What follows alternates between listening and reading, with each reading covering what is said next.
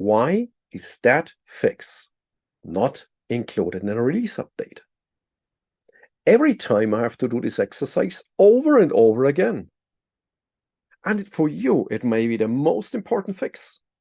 You want that, and you're tired of applying it over and over again.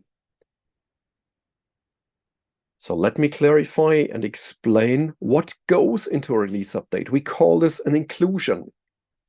So first of all, we screen and monitor for candidates. So you open that service request, a bug has been opened in the bug database, and now both systems get scanned automatically in the backend. And we scan for candidates. So the people deciding inside Oracle development, they have now a long list of potential candidates. And of course, you, via service request or Oracle support directly, can also request the inclusion of a specific bug fix into a future release update. So try this out. You can open this and say, look, this is my bug number. I want this bug to be included in a future RU. No guarantee, but you can do this, and support can do it as well, of course. So when we do this request for inclusion, and triple candidates then are shown in this Moz node. So this is Moz node 555.1, the most important recommended fixes. And what you see there is the things we haven't included here for 1918 yet.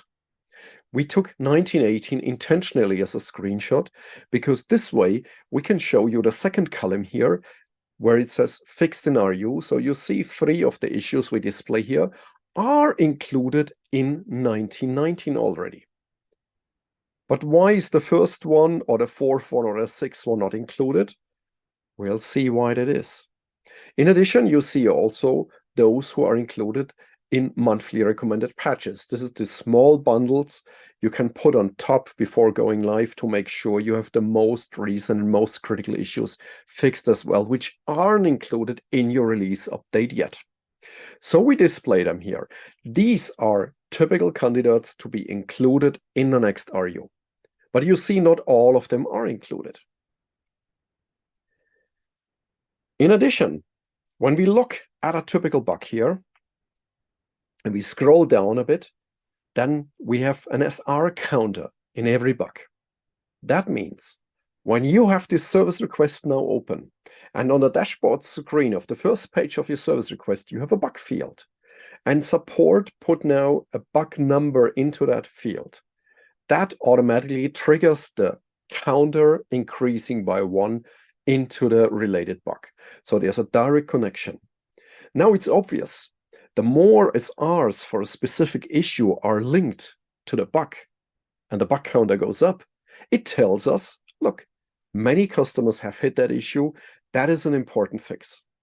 So support can request it directly, or the hierarchy and the SR connection in the bug SR counter tells us this has been hit a lot of customers. It's an important thing. And in addition, when we look up here on AIM in the top list of the bug field, the bug subject, this AI, when you hear these days AI, everybody says, oh yeah, artificial intelligence. No, don't worry.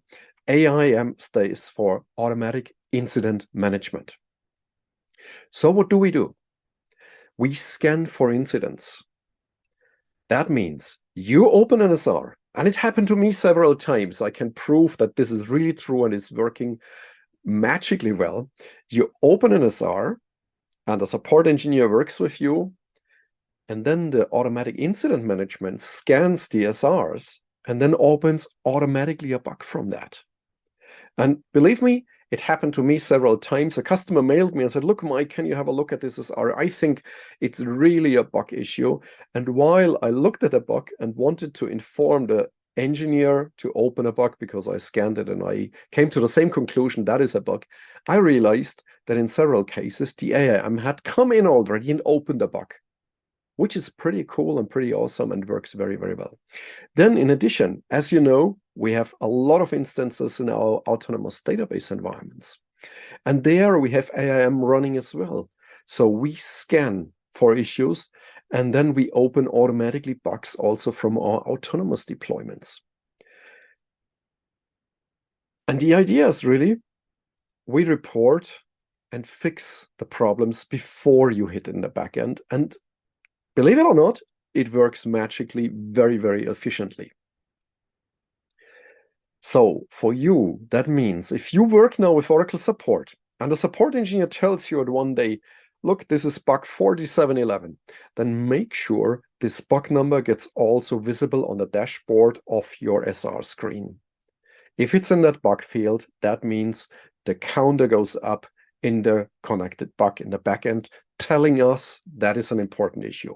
So this is an exercise you have to check by yourself and make sure it's really there.